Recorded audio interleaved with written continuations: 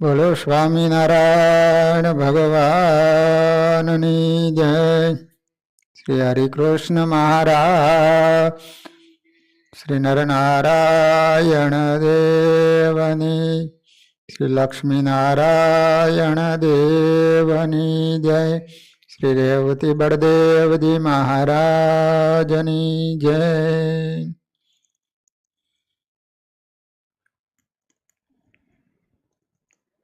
વાલા ભક્તજનો,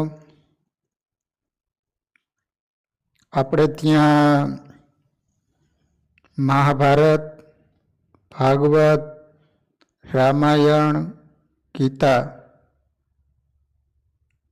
આ બધામાં પુનર્જન્મની કથાઓ છે. ભાગવતની અંદર નારદજીના 3 જન્મોની કથા છે. તેમજ જળ ભરતના પણ 3 જન્મોની કથા આવે છે. એ જ રીતે જય વિજય એના પણ 3 જન્મોની કથા આવે છે. પણ આ તો બહુ જ દૂરના વર્ષોની વાત છે. પુનર્જન્મના સંદર્ભમાં નજીકના વર્ષોની વાત સાંભળજો. તમને એક નૂતન રસ મળશે અને નવું સ્પાર્ક થશે. સૌરાષ્ટ્રમાં કાલસારી ગામ છે, કાલસારી. ત્યાં થોડાક હરિભક્તો, એમાંથી એક હરિભગતે જુનાગઢ સ્વામિનારાયણ મંદિરને એક ખેતર ભેટ આપ્યું. એ ખેતરમાં વાવવું, રખોપવું વગેરે કામ રહે. જે ઉગે એ ગરીબો અને દેવની સેવામાં વપરાય માટે ડુંગરસિંહ ભગત તરીકે એક પાર્ષદને ગુણાતીતાનંદ સ્વામીએ કાલસારી ખેતર મોકલ્યા. ભગત બહુ સારા. શ્રીજી મહારાજ અને સ્વામીને વિશે ખૂબ હેત, વર્તન, ઉપાસના, આજ્ઞા વગેરે એક સાધુને શોભે એવા. એમને તો સહજાનંદ સ્વામીનો મહિમા હોય જ, એટલે ગામના બધાને બોલાવે અને મહારાજની વાતો કરે. એમ કરતાં કરતાં ઘણાયને સત્સંગ થયો. સેવા ભાવનાથી ખેતરમાં ભક્તો કામ કરતા હોય ત્યારે ડુંગરસિંહ ભગત ભગવાન સ્વામિનારાયણની વાતો કરે અને બળ પૂરે. કાલસારી ગામમાં પણ સત્સંગ જામ્યો. વખત જતા ગુણાતીતાનંદ સ્વામી ફરતા ફરતા કાલસારી આવ્યા અને ખેતર જોવા માટે પણ પધાર્યા. બધા હરિભક્તોનું ઝુંડ તો ભેગું જ જાય. ગુણાતીતાનંદ સ્વામી પધારતા હોય એટલે પછી શું કહેવાનું હોય. રોમ રોમમાં સહજાનંદ સ્વામીની ખુમારી ભરી હોય એવા એ સાધુ. સ્વામી ખેતરે આવ્યા પછી ડુંગરસિંહ ભગતે ગુણાતીતાનંદ સ્વામીને કહ્યું કે સ્વામી, આ ગોવિંદભાઈ જ્ઞાતિ એ કોળી છે અને હરિભગત બહુ સારા છે. સેવાભાવી પણ એટલા અને ભજન પણ ખૂબ કરે. 52 વર્ષની ઉંમર થઈ છે પણ દીકરો નથી. એમને પોતાને મનમાં કંઈ નથી, પણ બૈરાનો સ્વભાવ એટલે ઘરનાને એમ થાય કે આપણને સૌ વાંજ્યા કહે છે, તો આ મેણું ભાંગે તો સારું. સ્વામી કહે સારું, લાવો પાણી. તુંબડું ભરીને પાણી આપ્યું. ગુણાતીતાનંદ સ્વામી ઊભા થઈને ચાલતા થઈ ગયા. બધા જોવે છે કે આ શું છે. પછી ત્યાં એક ટીમ્બરવાનું બહુ મોટું ઝાડ હતું. ટીમ્બરવા સ્વામી ત્યાં જઈને ઊભા રહ્યા. ટીમ્બરવાને શરણાગત મંત્ર બોલીને વર્તમાન ધરાવીને ભગવાનને શરણે લીધો. પછી સ્વામીએ કહ્યું, લ્યો આ ટીમ્બરવાનું ઝાડ કાપી નાખો. આમાં જે જીવ હશે એને અમે ગોવિંદભાઈને ઘેર મોકલો. 10 મહિને એને દીકરો થશે. 10 મહિને ગોવિંદભાઈને ત્યાં દીકરો થયો. નામ પાડ્યું ભીમભાઈ. ટીમ્બરવાનો ઝાડવામાં જીવ રહેલો છે. છોડમાં રણછોડ, પાંડુરંગ દાદા કહેતા. આજનું સાયન્સ વિજ્ઞાન પણ કહે છે કે વૃક્ષમાં જીવ છે. ભીમભાઈ નામ પાડ્યું. ગોવિંદભાઈએ એ થડ કાપીને પોતાને ઘેર પહોંચાડી ફળિયામાં સામે ઊભું રાખી દીધું. આ સ્મૃતિ હતી. સમય જતાં 10 મહિને દીકરાનો જન્મ થયો. ભીમભાઈ ધીમે ધીમે મોટા થવા માંડ્યા. કાલસારીમાં પણ સત્સંગ વધ્યો. પછી હરિભક્તોએ વિચાર્યું કે આપણે મંદિર કરવું છે. મંદિર પણ થયું. પછી ફળિયામાં એક માળિયું કરવું હતું, જેના ઉપર ઠાકોરજીની ચીજ વસ્તુઓ રહે. તો એ માળિયું કરવા માટે મોટા મોટા લાકડાના પાટિયા જોઈ. એટલે ગોવિંદભાઈ પેલું ટીંબરવાનું થડ લાવ્યા અને એના પાટિયા બનાવી એને માળિયામાં જડીને માળિયું બનાવ્યું.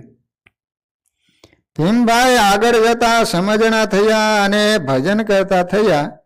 ટીંબરવાનું એ પાટિયું જેને નીચે એક પગે ઊભા રહીને શ્રીજી મહારાજની મૂર્તિ સામે જોઈને ભજન કરે અને પોતાના મનને ઉપદેશ આપે કે મનવા પહેલા તો આ હતો. ભીમભાઈ હતા ને, કારણ શું? એ ટીંબરવાના ઝાડવાનો જીવ જ જન્મ દીકરા તરીકે જન્મ લીધો હતો ને, એટલે પોતે મનને કહે કે ઓ તું જો એક દી આ ટીંબરવાનું ઝાડ હતો.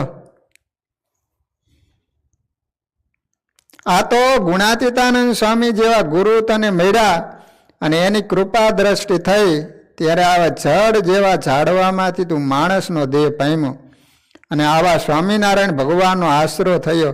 માટે હવે મનમાંથી બીજું બધું કાઢીને એમનું અખંડ ભજન કરી લેજે અને ધર્મમાં રહેજે. આવો સતત ઉપદેશ પોતાના મનને આપતા ને ભજન કરતા કે જો હજી ભગવાનનું ભજન ન કર્યું પાછું ઝાડું થવું પડશે. એટલે ભગવાનનું ભજન કરી લેજો મનને એમ કહેતા.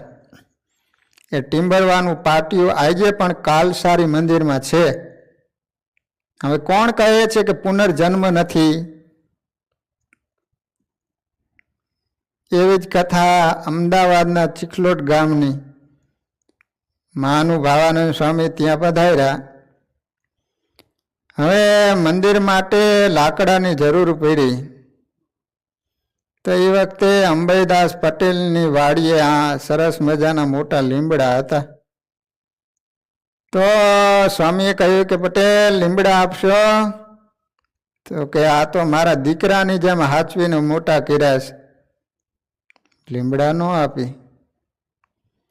તો સ્વામી કહે છે કે તમારે એકે દીકરા નથી, તમે જેટલા લીમડા આપશો ને એટલા દીકરા ભગવાન આપશે.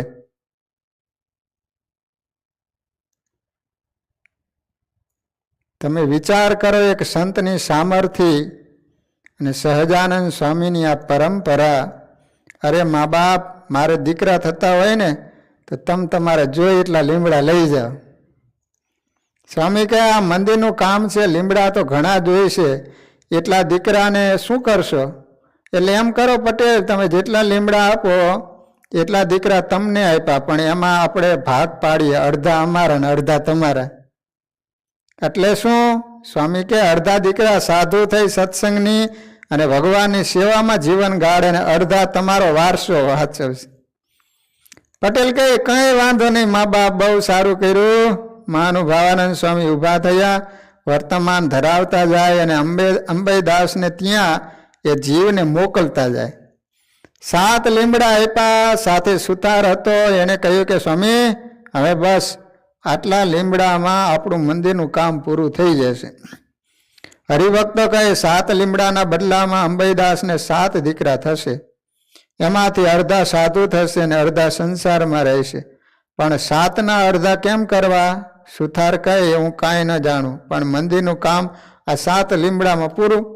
મહાનુભાવાનંદ સ્વામી કહે મંદિરનું કામ પૂરું થાય જો તો આપણે 8મો લીમડો કપાય નહીં, પણ સ્વામી આ 7ના ભાગ કેમ થાય છે? સ્વામી કહે બેઠા છે ને મહારાજે બધું સંભાળી લેશે, આપણે બસ એમને હોઈપું. હવે આપણે જય સ્વામિનારાયણ, ચાલો લીમડા લઈ લો. તમે વિચાર કરો, આવી બધી ઘટનાઓ હોય છતાંય મૂર્ખાઓ એમ કહે છે કે સત્સંગમાં કાંઈ નથી, ભગવાન જેવું કાંઈ નથી. સમય ગયો, મંદિરનું કામ 7 લીમડામાં પૂરું થયું. સ્વામીના કયા પ્રમાણે અંબાઈદાસને ત્યાં એક પછી એક 7 દીકરાના જન્મ થયા. 7 દીકરામાંથી સમય જતા 3 સાધુ થયા, 4 ઘેરે રહ્યા. હવે 3.5 કરવાના ને પણ ઠાકોરજીએ કેવું કર્યું, 4 ઘરે રહ્યા હતા, એમાંથી એકને 40 વર્ષે એવો વૈરાગ્ય ઉપજ્યો, ઘર બહાર મૂકીને કાલુપુર સ્વામિનારાયણ મંદિરમાં સાધુ થઈ ગયા. 40 વર્ષ સંસારમાં રહ્યા, 40 વર્ષ સાધુમાં રહ્યા, થઈ ગયા ને 3.5. તમે વિચાર તો કરો, રૂવાડા ઊભા થઈ જાય એવી વાત છે. એક સંત તો બોલીને ભૂલી જાય પણ ભગવાન જાગે છે. એ બધા લીમડાવાળા સાધુ કહેવાતા. એની પરંપરામાં પછી જે શિષ્યો થયા એ કાલુપુર સ્વામિનારાયણ મંદિરમાં લીમડાવાળા સાધુ કહેવાતા. હજુ પણ એ પરંપરા ચાલે છે. બોલો, હવે આ થોડી કાંઈ કર્ણોપકર્ણ સાંભળેલી વાતો છે, પુરાવા સાથેની વાતો છે. હવે વિચારવાનું એ છે કે આ જીવ ગર્ભવાસ અને લખ 84માં ભટકે છે શા માટે, અને એમાંથી છૂટવાનો ઉપાય શું? બસ હવે આ 2 મુદ્દાઓ ઉપર જ આપણે વિચારવાનું છે. અષ્ટાવક્ર મહારાજ અને જનક મહારાજ સત્સંગ કરતા હતા. અષ્ટાવક્ર ગુરુ અને જનક મહારાજા એમના શિષ્ય હતા. સત્સંગ કરતા કરતા અષ્ટાવક્ર ઋષિએ જનક રાજાને એક દિવસ કહ્યું, જનક સાંભળો, એક જંગલ હતું, બહુ સરસ મજાની કથા આવે છે, જો આ યાદ રહી જાય ને તો માણસને એમ થાય કે ઓહો ભગવાન ભજી લેવા જોઈએ. જન્મનું, મરણનું અને માતાના ઉદરનું કેવું દુઃખ છે એ કથા હવે આવે છે. આમાંથી જે છુટકારો મેળવવો એનું નામ કહેવામાં આવે છે મોક્ષ. જનક સાંભળો, એક જંગલ હતું, જંગલ. જંગલમાં એક ઋષિ રહેતા હતા. ઋષિને એક દીકરો હતો, પુત્ર. જેમ જેમ મોટો થતો ગયો તેમ તેમ ઋષિ એને સંસ્કાર આપતા હતા, પણ પુત્રને યુવાની આવવા માંડી એટલે ઋષિએ પુત્રને કહ્યું, જો બેટા, આપણે જંગલમાં રહેનારા, ફળ ફૂલ ખાનારા, શાસ્ત્ર અધ્યયન અને વેદ અધ્યયન કરવાવાળા, ઈશ્વરની ઉપાસના કરવાવાળા તપસ્વી આપણું જીવન છે અને એમાં જ આપણને પરમ આનંદ છે. પણ બેટા, એક વાત યાદ રાખજે, અહીં સામે દૂર એક માયાવી નગરી છે, એ નગરીમાં ક્યારેય જતો નહીં, એની સામું પણ જોતો નહીં, એના વિશે ક્યારેય વિચારતો પણ નહીં. ઋષિપુત્રને આવી શિખામણ આપ્યા કરે. વળી થોડા દિવસ થાય એટલે ઋષિ એને ચેતવે, આ બાજુ માયાવી નગરી છે, એ બાજુ તું ક્યારેય જતો નહીં, ભૂલે ચૂકે એ રસ્તે ચડીને જાતો નહીં, તો પાછો વળી જજે જતો હોય તો. ભલું આપણું જંગલ અને ભલી આપણી સાધના, માયાવી નગરીમાં ક્યારેય પ્રવેશ કરતો નહીં. હવે રોજ જેનો નિષેધ થાય ને એ વાત હંમેશા આકર્ષણ પેદા કરે. તમે જે વસ્તુની બહુ ના પાડો ને એ જોવાની એની ઈચ્છા થાય જ. એટલે ઘણા લોકો પોતાની ફિલ્મ, પ્રોડક્ટ કે પુસ્તકની જાહેરાત કરવી હોય તો એટલો વિરોધ જગાવે, કુતૂહલથી પણ લોકો એ પુસ્તક વાંચે ને ફિલ્મ જોવે. ઋષિ તો ભોળે ભાવે શિખામણ આપતા હતા કે કોઈ રીતે મારો દીકરો માયાવી નગરીથી બચી જાય, પણ રોજ કહે એટલે પુત્રને નિષેધી આમંત્રણ હો ગયા. બસ ઋષિ પુત્રને થાય કે મારું બાપ કેમ બહુ ના પાડે છે, શું હોય છે ત્યાં. એટલે એક દિવસ પિતાજીને ખબર ન પડે એ રીતે ચૂપચાપ પેલી માયાવી નગરી જોવા માટે નીકળી ગયા. ઋષિ ના પાડી પાડીને થાકી ગયા, પણ જેની ના પાડી હોય એનો જ મોહ થાય ને. અમુક વસ્તુઓ તમે ક્યારેય ચાખતા પણ ન હોય, પણ તમને ડૉક્ટર એમ કહે કે આ વસ્તુ તમે ન ખાતા, તો વારે વારે તમને એ જ યાદ આવે. આ બધું એવું જ છે. એટલે શ્રીજી મહારાજ બહુ સરસ કહ્યું, જે ગામ જવું નહીં એનું નામ શું પૂછવું. એટલે જે રસ્તે નથી જવું તો એનું નિષેધાત્મક રીતે પણ સ્મરણ ન કરવું, એને યાદ જ ન કરવું. ઋષિ માયાવી નગરીએ પહોંચી ગયો, પણ ગામડામાં રહેનારો માણસ અચાનક ન્યુયોર્ક કે દુબઈ જેવા શહેરમાં પહોંચી ગયા અને જેમ આંખો ચાર થઈ જાય એવી હાલત ઋષિપુત્રની થઈ. એવા સુશોભિત રસ્તાઓ, મહાલયો અને સજ ધજ થઈને ફરનારા બધાય નરનારીઓ, બાળકો. પેલો ઋષિપુત્ર કહે, ઓહો હો હો હો, આવી સરસ નગરી અને મારો બાપ એ મારો દુશ્મન છે કે મને આ જોવાની ના પાડતો હતો? અરે જોવામાં જાણવામાં શું વાંધો છે? આજે આ જોવા મળ્યું તો આપણને ખ્યાલ આવ્યો કેવા લોકો, કેવી નગરી. આ હા હા હા, ખુશ થતો થતો નગરીમાં ફરે છે. એમાં એક ગલીમાંથી નીકળ્યો, ત્યાં રાણીઓનો નિવાસ. એમાં એક રાણી ઝનૂખામાં બેઠેલી. એને આ ઋષિકુમારને જોયો. ઋષિકુમાર ભલે યુવાન હતો, પણ ચિત્ત નિર્દોષ બાળક જેવું હતું. એમાં સંસારના કોઈ ભાવ નહોતા. રાણીએ એને જોયો.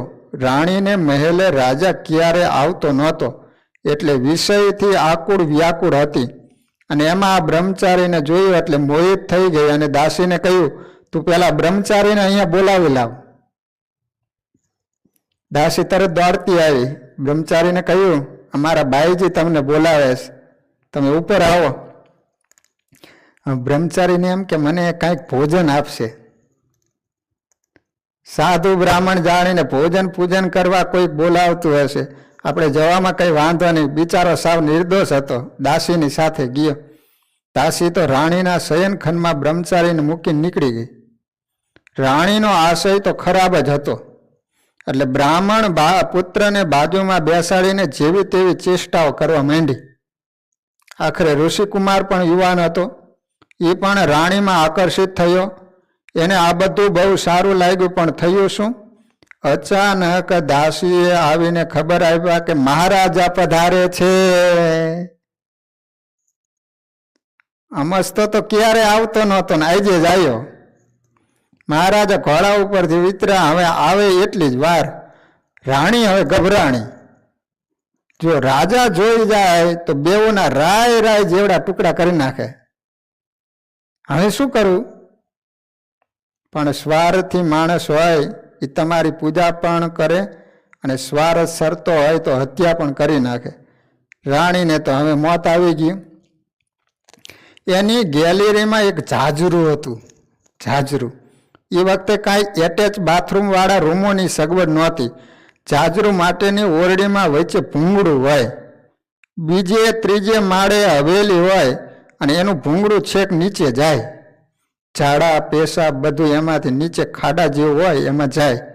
પછી નીચ જ્ઞાતિના લોકો બધું માટલામાં ભરી માથે ઉપાડીને બધું સાફ કરે. પહેલાના જમાનામાં આવું હતું ને. એ જાજરોમાં રાણીએ બ્રહ્મચારીને ધક્કો મારી દીધો. પેલા ભૂંગળામાં નાખી દીધો. જાજરૂનું ભૂંગળું હતું ને એમાં નાખી દીધો, કારણ કે રાજા આવી ગયો, હવે તો ક્યાંય જાય એવું હતું નહીં. તે એની અંદર નાખી દીધો. એને એમ કે ભૂંગળામાંથી નીકળીને ભાગી છૂટશે, કોઈને કાંઈ ખબર પડશે નહીં. બ્રહ્મચારીને જાજરૂના ભૂંગળામાં નાખી દીધો. બ્રહ્મચારી ઊંધે માથે ગયો, પણ છેડેથી નીકળી ન શક્યો. ભૂંગળું વાંકું ચૂકું હોય એમાં ક્યાંક ઊંધા માથે અટવાઈ ગયો. મોઢામાં, નાકમાં, કાનમાં ચારે બાજુ મળ ભરાઈ ગયો. એટલો પિયાયો કે ન ઉપર જઈ શકે ન નીચે જઈ શકે. માંડ માંડ જરા જરા શ્વાસ લેવાય, માંડ માંડ જીવિત રહેવાય એવી દિશા થઈ ગઈ. હવે પેલો પુકાર કરે કે મેં મારા બાપનું માન્યું નહીં, મારો બાપ મારો ગુરુ જે ગણો તે મેં એનું ન માન્યું, એનું આ પરિણામ. હે ભગવાન, હવે તો તમે મને બચાવો તો હું બચું, કોઈ પણ હિસાબે મને બચાવો. આમાં તો જીવાય એવું નથી. આના કરતાં તો નરક પણ કદાચ સારું હશે. હવે મારે શું કરવું? મારી ભૂલ છે, પણ પ્રભુ મને બચાવો, મને બચાવો.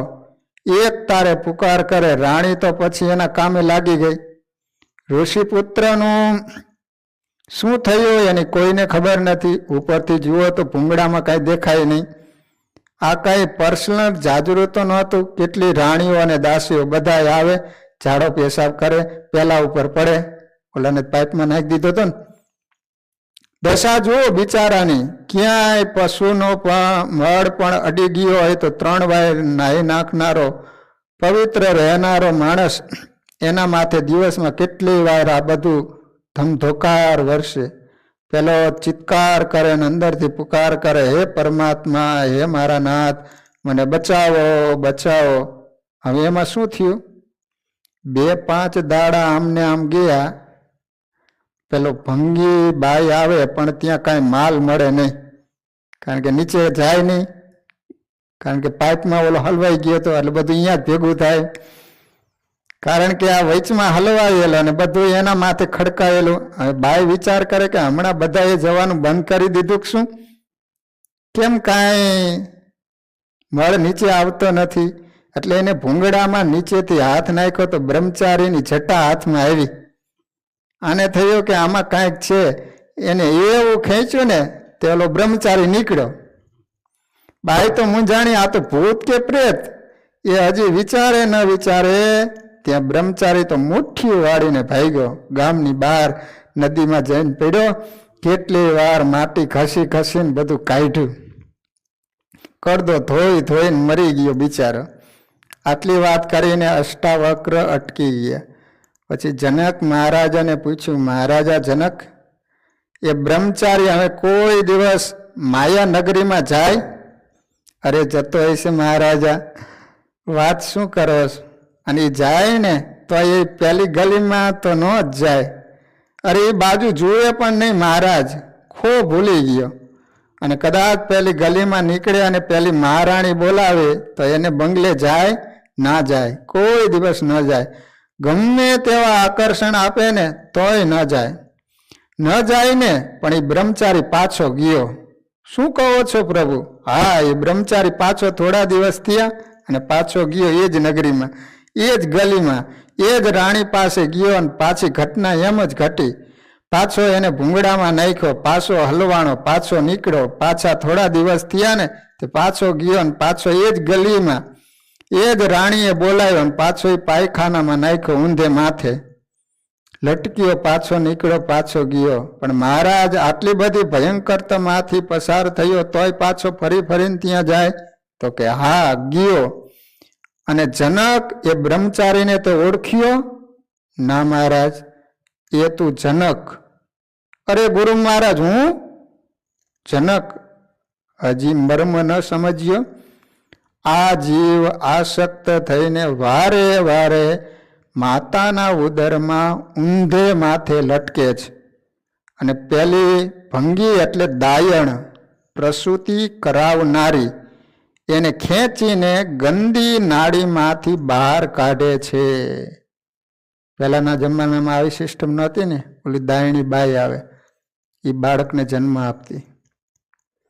જીવ જ્યારે ગર્ભમાં હોય છે ત્યારે પુકાર કરે, હે ભગવાન, મને આમાંથી છોડાવો, હું તમારી આજ્ઞા ભૂલી ગયો, તમારું ભજન ભૂલી ગયો, એટલે મારી આ દશા થઈ. હવે ક્યારે આ માર્ગે નહીં આવું, મને આમાંથી મુક્ત કરો. ભગવાને એને મુક્ત કર્યો પણ જીવ પાછો ભૂલી ગયો, પાછો સ્ત્રીમાં આસક્ત થયો, ફરીથી પાછું માતાના ઉદરમાં જવાનું થયું, ઊંધે માથે લટકવાનું, મળમૂત્રની ક્યારીમાં ઝૂલવાનું. 9 મહિને દાયણી એને ખેંચીને બહાર કાઢે, વળી પાછો નાહી ધોઈને સ્વસ્થ થાય, વળી પાછો એ બાજુ જાય, વળી પાછો નીકળે. આવી રીતે પુનરપી જનનમ પુનરપી મરણમ પુનરપી જનની જઠરે શયનમ ચાલ્યા જ કરે. આ જીવના ગર્ભવાસની કથા કેટલી સચોટ છે, હૈયું હલાવી નાખે એવી અષ્ટાવક્ર મહારાજે જનકને કહેલી વાત અદ્ભુત છે. આપણા બધા જીવોની આ કથા છે. જનક મહારાજને અષ્ટાવક્ર ઋષિએ કહ્યું, હે જનક, પૂર્વે તે જે જન્મો ધર્યા છે અને એમાં વિષયની, સ્ત્રીઓની, ધનની, પુત્રની, માનની, મોટાઈની, ખાવા પીવાની વગેરે અનેક પ્રકારની વાસનાઓના જે સંસ્કારો બાંધ્યા છે એને લીધે ફરી ફરીને આ જીવ માતાના ગર્ભમાં જાય છે. માટે જો પુનર્જન્મમાંથી છૂટવું હોય તો વાસનાઓથી છૂટવું પડે. કારણ કે વાસનાઓને લીધે જ પુનર્જન્મ થાય છે અને માણસ ગર્ભવાસમાં ભટકે છે. જેવા કર્મો એવી ગતિ. મર્યા પછી કોઈ સ્વર્ગમાં જાય અને કોઈ નરકમાં જાય. ઉપર સ્વર્ગ છે એવું કદાચ કોઈ ન માનતું હોય તો એમ માનો કે આ પૃથ્વી પર જ સ્વર્ગ અને નરક છે. સારા કર્મો કર્યા હોય તો સુખી ઘરમાં જન્મ આવે અને પાપ કર્યા હોય તો પૃથ્વી ઉપર જ નરકના દુઃખ ભોગવવા પડે.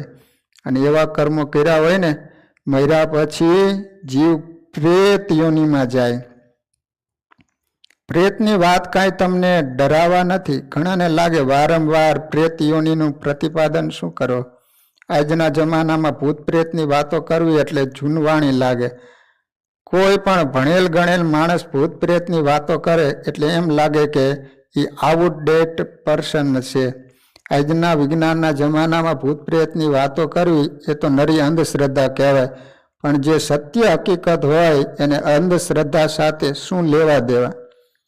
ભૂતને નામે તૂત ઘણા ચાલે છે. એટલે ભૂત પ્રેત છે જ નહીં એવું પ્રતિપાદન કરવાનો એ લોકોનો હેતુ કદાચ એવો હોઈ શકે કે ભૂતના નામે પ્રપંચો ચાલે એ બંધ થાય. ભૂતના નામે તૂત પણ ચાલે એ જ પુરાવો છે કે ભૂત પ્રેત સત્ય છે. તૂત શાના આધારે ચાલે? તૂત હંમેશા સત્યનો આધાર લઈને ચાલે છે. કઈ રીતે? તો 500 રૂપિયાની ખોટી નોટ બજારમાં ફરે છે કે નહીં? એ ક્યારે ફરે? ક્યાંક સાચી 500ની નોટ હોય તો જ. ખોટું સોનું બજારમાં ક્યારે ફરે? ક્યાંક સાચું હોય તો. સંસારમાં ખોટા સાધુ ક્યારે ફરે? ક્યાંક સાચા હોય તો. એમ સાચા ભૂત ક્યાંક હોય ને તો જ એનું તૂત ચાલે. તૂત ચાલે છે એ જ પુરાવો છે કે સાચા ભૂત ક્યાંક છે. ભૂત પ્રેતની વાત કરવાનો એક ખાસ હેતુ છે. ભૂત પ્રેતથી એ વાત સાબિત થાય છે કે આત્મા મરતો નથી, અવિનાશી છે. બીજું એ છે કે જીવને બોધ મળે કે કર્મ કરવામાં ધ્યાન રાખવું જોઈએ. પાપ કર્મો કર્યા હોય અને એવી વાસનાઓ બાંધી હોય તો ભૂત પ્રેત થવું પડે. પછી ખાવાની વિષ્ટા, પીવાના મળમૂત્ર. લો, ભયંકરમાં ભયંકર વેદના દુઃખ હોય ને તો ભૂતની યોનિમાં. કારણ કે પાણી પીવા જાય તો વરુણદેવની ચોકી હોય એટલે પાણી પી ન શકે. તો એને મળમૂત્ર હોય ને એ જ ખાવાનું પીવાનું ભૂતને. ભૂત છે ને એને 3 દેહ હોય. એની અંદર પૃથ્વી અને જળ ન હોય, તેજ વાયુ ને આકાશ જ હોય. એટલે ભૂત અહીં બાજુમાં ઊભું હોય ને તો તમે જોઈ ન શકો. કારણ કે પૃથ્વીનો ભાગ હોય ને તો જ આપણી આંખ જોઈ શકે. તો ભૂત 3 તત્વનું જ હોય. એની અંદર પૃથ્વી અને જળ તત્વ ન હોય. એટલે ભૂત જેને દેખાવા ઈચ્છે એ જ જોઈ શકે, એને જ દેખાય. ભલે 100 જણા હોય પણ એ ભૂત જેને દેખાવા એ જ જોઈ શકતો. એને દેખાય કે સામે ભૂત છે, બાકી ભૂત દેખાય નહીં. તો એને ખાવાની વિષ્ટા હોય અને પીવાનું મૂત્ર. બોલો કેટલી વેદના કયો છે.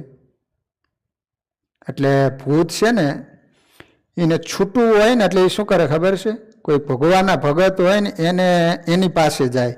એને ખબર હોય કે આની પાસે જઈશે ને તો જ આપણો ઉદ્ધાર થાય છે.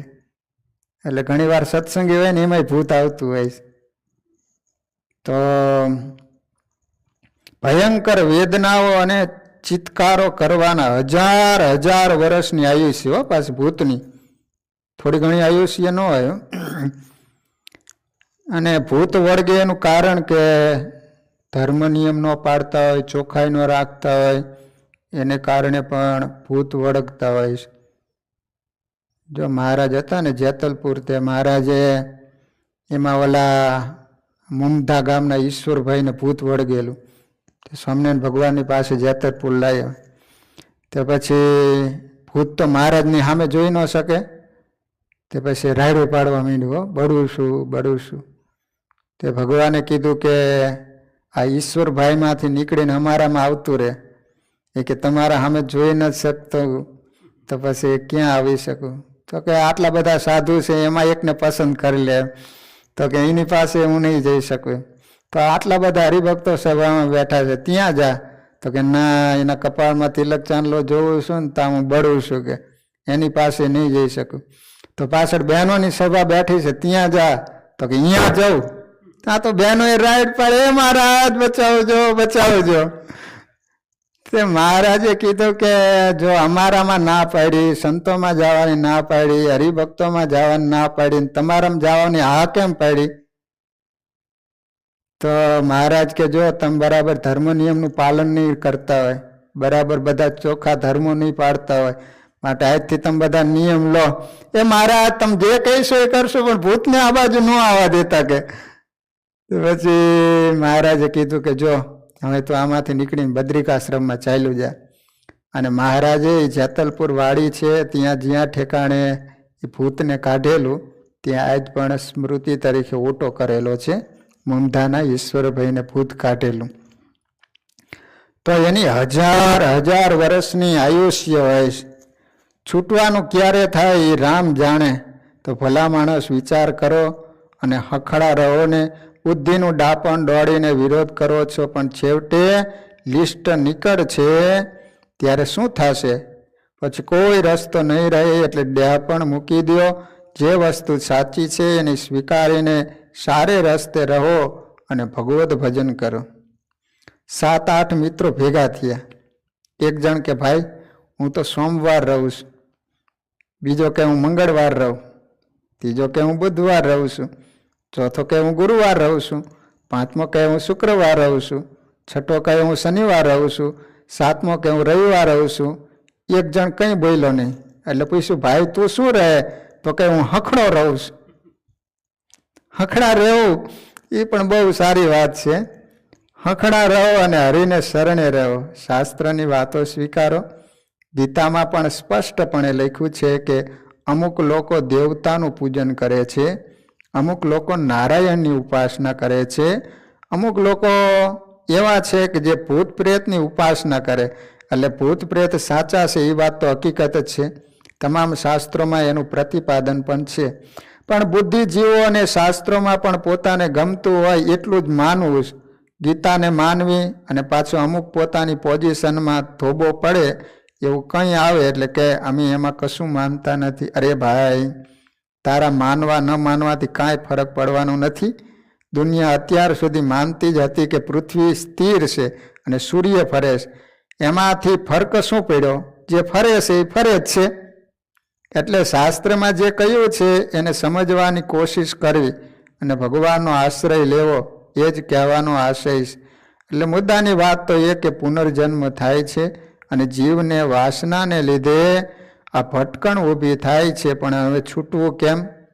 જન્મ મરણથી છૂટવાના 2 માર્ગ છે. એક જ્ઞાન માર્ગ અને બીજો ભક્તિ માર્ગ. બંને માર્ગને એક પછી એક સમજીએ. તમે તુંબડા જોયા છે? તુંબડામાં ઉપર માથું નાનું હોય, નીચે પેટ મોટું હોય. તુંબડાને ભગવાને આ સૃષ્ટિમાં માત્ર સાધુઓ માટે જ ઉગાડ્યા છે. તુંબડા કરવા ઝેર હોય એટલે એનું શાક ન થાય, કોઈ અડે નહીં, ઢોર પણ ન ખાય, માણા પણ ન ખાય. એ સાધુ માટે જ ઉપયોગમાં આવે. કોઈ એમાંથી સિતાર બનાવે, રામસાગર બનાવે, તાનપુરા બનાવે. સાધુ નાની તુંબડી હોય ત્યારે વેલામાંથી લઈ લે, પછી સૂકી જાય ને એટલે એને ઉપરથી ખોલીને અંદરથી બધું કાઢી નાખે. એ રીતે તુંબડું તૈયાર થાય. પછી એ સાધુને પાણી પીવાના કામમાં આવે. આજે વિજ્ઞાને સંશોધન કર્યું છે કે તુંબડામાં ભરેલું જળ પીવું એ તંદુરસ્તી માટે બહુ જ સારું છે.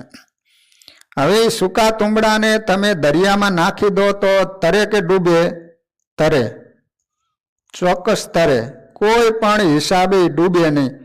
હવે એ તુંબડીને લઈ લો, એના ઉપર ચીકણી માટીના જાડા થર ચડાવી દો. હવે તુંબડાને દરિયામાં નાખો તો શું થાય? તો ડૂબી જાય. હવે એ તુંબડું તરે ક્યારે પાછું? ધીમે ધીમે અથડાતા પેલી માટીના પડ ઉખડતા જાય, ધીમે ધીમે છૂટું થઈ જાય ત્યારે તુંબડું પાછું દરિયાની સપાટી ઉપર તરવા માંડે. એમાં જીવ છે એ શુદ્ધ જ છે, ભવસાગરમાં ડૂબે એવો છે જ નહીં, પણ એના ઉપર એના કરેલા કર્મ અને વાસનાના થર લાગતા ગયા. માયાના, પાપના, કર્મના, આસક્તિઓના એ બધા સંસ્કાર લાગતા ગયા. પડ ઉપર પડ ચડતા ગયા. કેટલાય માયાની માટીના પડ ચડી ગયા. એટલે આ જીવ ડૂબ્યો એવો નહોતો, પણ સંસારમાં ડૂબ્યો. હવે એને પાછા તરવું છે, તો એ માટેનો જ્ઞાન માર્ગ એ છે કે અહમ બ્રહ્માસ્મિ સ્વયં એમ ચિંતન કર્યા કરે, વૃત્તિઓની પાછી વાળે, દેહના જે સંબંધીઓ છે એમાંથી વિરામ પામી અંતર્મુખ થઈને આત્માનું ચિંતન કરે અને સંસારથી વિરાગ પામે. એમ કરતા કરતા પોતાને આત્માનો બોધ જેટલો થતો જાય એટલા એના પડ ઉખડતા જાય. છેવટે આત્માનો બોધ થતા બધા પડ ઉખડી જાય, જીવ ભવસાગર તરી જાય. આ થયો જ્ઞાન માર્ગ. કેટલો કઠણ! પોતાની રીતે તરવાનું. માટીના ચડાવેલા પડ દરિયામાં અફડાતા ક્યારેક છૂટા પડે, અને એવી ચીકણી માટી છે કે 1000 વર્ષે માન થોડાક કણ ખરે. હવે ક્યારે પાર આવે? એમાં જ્ઞાનીઓ આ બધું કરે ખરા, પણ ક્યારે પાર આવે? હવે બીજો માર્ગ જુઓ. તુંબડું છે એના ઉપર માટીના પડ ચડાવ્યા, દરિયામાં ડૂબવા માંડ્યું. ત્યાં કોઈની નજર ગઈ એટલે બધાએ ભેગા થઈને એને ઊંચકી લીધું. બધાએ હાથથી ઘસીને બધા પડ ઉખેડી નાખ્યા. થોડી સેકન્ડમાં બધી માટી ઉખડી ગઈ, તુંબડું પાછું તરતું થઈ ગયું. આ થયો ભક્તિ માર્ગ. જીવે કર્મો કર્યા, વર્ણન ન થાય એટલા પાપ કર્મોના થર જીવ ઉપર ચડી ગયા. જીવ સંસારમાં ડૂબવા માંડ્યો, પણ એ ભગવાન અને સાધુને શરણે આવ્યો. ભગવાને અને સાધુએ એને હાથમાં લઈ લીધો અને પોતે જાતે સાફ કરીને એના બધા પડ ધોઈ નાખ્યા. જીવને સાગરમાંથી મુક્ત કર્યો. આ થયો ભક્તિ માર્ગ. ઓલો જ્ઞાન માર્ગ છે કઠણ છે, એમાં બધું જાતે કરવું પડે. હવે જાતે કેટલી સાધના કરે ત્યારે આમાંથી નિર્વાસનિક બને. પણ ભક્તિ માર્ગમાં ભગવાન કે સંતોના શરણે જાય, ભગવાન એને ઝાલી અને જે ઉપર પડ લાગેલા છે ઉખાડી નાખે એટલે તરત જ એનો છુટકારો થાય. એટલે જ્ઞાન માર્ગ અને બીજો ભક્તિ માર્ગ. જ્ઞાન માર્ગ છે એ અઘરો છે, એનો ક્યારે અંત આવે એનું નક્કી નહીં, પણ ભક્તિ માર્ગ છે એ સૌથી સહેલો અને સરળ છે. આ થયો શરણાગતિનો માર્ગ. આ બે માર્ગ છે. ભગવાન શ્રી કૃષ્ણ ગીતાના 12મા અધ્યાયમાં સુંદર વાત કરી. અર્જુને ભગવાન શ્રી કૃષ્ણને પૂછ્યું, મહારાજ, કોઈ આપના સાકાર સ્વરૂપની ઉપાસના કરે છે, કોઈ આપના અવ્યક્ત અક્ષર તત્વની નિરાકાર સ્વરૂપની ઉપાસના કરે, આ બેમાં શ્રેષ્ઠ કોણ છે? ભગવાન શ્રી કૃષ્ણ બહુ સીધું અને સ્પષ્ટ બોલ્યા, અર્જુન કાન ખોલીને સાંભળી લે. મારા અક્ષર, નિરાકાર, વ્યાપક, નિર્ગુણ, અવ્યક્ત સ્વરૂપની ઉપાસનાનો જે માર્ગ છે એ માર્ગ ચાલનારાને ક્લેશનો કોઈ પાર આવતો નથી. ક્લેશો અધિકસ્તરસ્તેષામ અવ્યક્તા સક્ત ચેતસામ અવ્યક્તા હિ ગતિર દુઃખમ દેવદ્ભી રવાપ્યતે. અત્યંત કષ્ટદાયી માર્ગ છે. કારણ કે નથી મૂર્તિનો આશ્રય, કે નથી મારા નામનો આશ્રય, નથી મારા સગુણ સ્વરૂપનો આશ્રય. એ મને પોકાર કરતો નથી, પ્રાર્થના કરતો નથી. અહમ બ્રહ્માસ્મિ સોહમ, જે સર્વત્ર વ્યાપક બ્રહ્મ એ હું છું એનું અનુસંધાન કરે. મારી પાસે કાંઈ દયા માગતો નથી, પોતાના હાથે સાધના કરે. જ્યારે શરણાગત ભક્ત છે એ તો કર્માણી કર્માણી મયી સંન્યસ્ય મત્પરાહ અનન્યનેવ યોગેન મામ ધ્યાયંત ઉપાસતે. મારો આશ્રય કરી મારા પરાયણ થઈને મારા મનમાં મન પરોવીને મારું ભજન કરે છે, એને તો સત્વરે સામે ચાલીને આ મૃત્યુ સાગરમાંથી હું મારે હાથે ઉદ્ધાર કરું છું. માટે મારા શરણમાં રહીને મારું ભજન કરનારો ભક્ત મને સૌથી અધિક પ્રિય છે. હવે આથી બીજો જવાબ શું જોઈએ? તેષામ અહમ સમુદ્ધરતા મૃત્યુ સંસાર સાગરાત ભવામી નચિરાત પાર્થ મૈયા વેશિત ચેતસામ. જરાય વિલંબ કરતો નથી, ઘડીના છઠ્ઠા ભાગમાં હું એનો ઉદ્ધાર કરું છું. આ રીતે બે માર્ગ છે, એક ભગવાનની શરણાગતિ અને બીજો જ્ઞાન માર્ગ. તો ભક્તજનો, આ રીતે જન્મ મરણ લખ 84માંથી મુક્ત થવું એનું નામ કહેવાય છે મોક્ષ. મોક્ષ માટેના 2 માર્ગ બતાવ્યા. કથાનો સમય પૂરો. ભગવદ સ્મરણ સાથે કથાને વિરામ.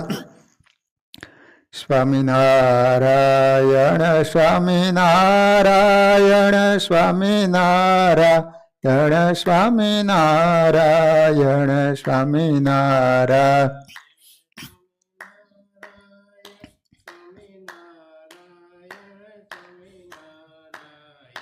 સ્વામિનારાયણ સ્વામિનારાયણ સ્વામિનારાયણ સ્વામિનારાયણ સ્વામિનારાયણ.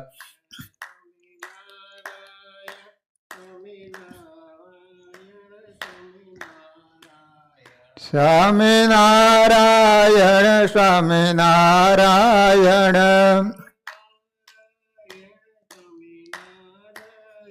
સ્વામિનારાયણ સ્વામિનારાયણ.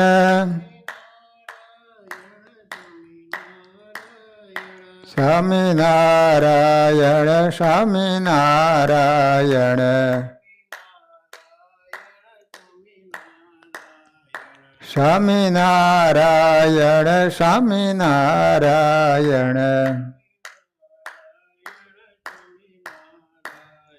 સહજાન મહારાજની, હરિકૃષ્ણ મહારાજની, સ્વામિનારાયણ ભગવાનની જય.